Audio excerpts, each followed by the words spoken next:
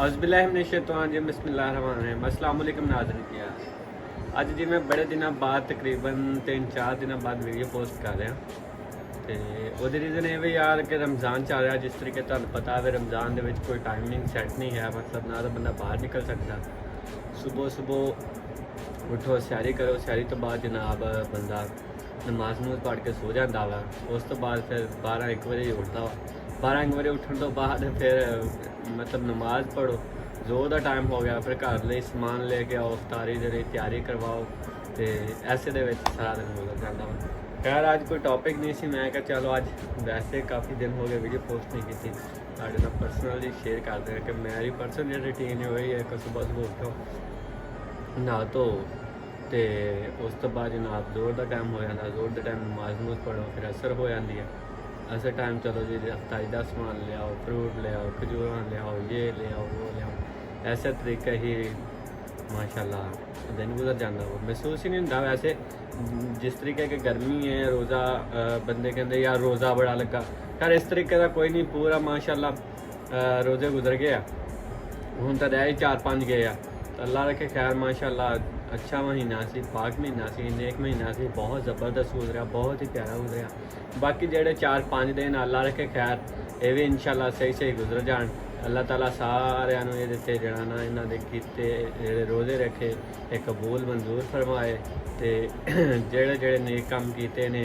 लिहाजा हर बंदा ही नेक काम करता वा लेकिन अल्लाह ताला सब दे जेड़े ना वो कबूल मंजूर फरमाए। बहुत पाक महीना है मुकद्दस महीना है मुसलमानों लिए बहुत ही ज़बरदस्त महीना है तो इस महीने के जिन्नी भी तुम इबादत करोगे उन्नी ही कम है। इबादत तो अगे भी करनी चाहिए लेकिन इस महीने के ज़्यादा तो ज़्यादा इबादत करनी चाहिए उस है कि ये दर्जात डबल हो के मिलते हैं दर्जात बुलंद होंगे ने स्वाब ज़्यादा मिलता है मतलब एक नेकी करन दा पता नहीं किन्ने गुना स्वाब होंदा है। खैर बस इस तरीके याद चैनल भी कोई रन नहीं कर पा रहे कोई प्रॉपर कोई भी वर्क नहीं रूटीन वाइज कर पा रहे हूँ मैं बैठा सी फ्री मैं क्या क्यों ना दोस्तों ना गपशप हो जाए चलो इस तरीके थोड़ा जहा चैनल भी रन रहे थोड़ी बहुत अपलोड करे। बाकी इंशाल्लाह प्रॉपर एक्टिविटी जी है वो रमज़ान तो बाद इंशाल्लाह थोड़े दिन रह गए ईद है ईद तो बाद इंशाल्लाह प्रॉपर एक्टिव होवांगे फिर प्रॉपर रूटीन वाइज तुहानू वीडियोज़ मिलनी है नई नई लेटेस्ट फिर आउटिंग से भी निकलेंगे क्योंकि हुण तो कोई टाइम टेबल नहीं बन रहा कि ना तो बंदा बाहर जा सकता ना ही बैठ के बना सकता अगर बाहर जाओ तो इफ्तारी का टाइम हो जाता है तुहानू पता निकलना टाइम काफ़ी हो जाता है। इस तरीके इंशाल्लाह रमज़ान ईद तो बाद जिहड़ा करांगे पूरी तरीके एक्टिव होवांगे। इन्ना पाक महीना है ज़बरदस्त महीना है। बाकी ईदी शॉपिंग के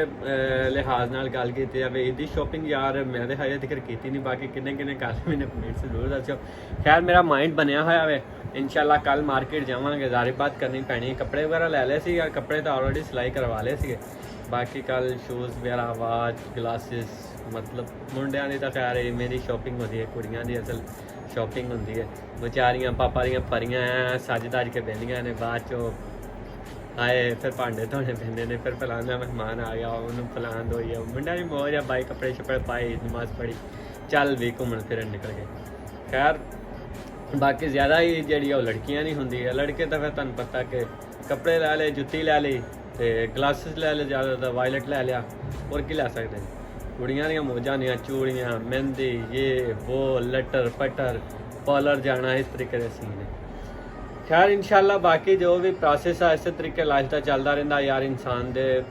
मतलब इन्ना पाक महीना सी माशाल्लाह बहुत ज़बरदस्त सीगा गुजर गया वहाँ रह गए 4-5 दिन ऐ भी अल्लाह पाक खैर करे सही सलामती गुजर जाएंगे इंशाल्लाह। ईद तो बाद फिर प्रॉपर एक्टिव होवांगे प्रॉपर वीडियोज़ इस न्यू प्लेटफॉर्म पर भी चलांगे एक नए कंटेंट के नाल इंशाल्लाह तुहाडे नाल मिलिया करांगे। तो बाकी हुण मैं जा रहा बाहर टाइम भी काफ़ी हो गया वा अफ्तारी का समान लिया के देना इंशाल्लाह फिर नैक्सट सुबह किसी अच्छी वीडियो के नाल मिलांगे सुबह ना जावांगे ईद शॉपिंग कर फिर तुहानू दसांगा कि मैं केड़ी चीज़ खरीदी। तब तक लिए अपना ख्याल रखना मैनू दुआवां याद रखना।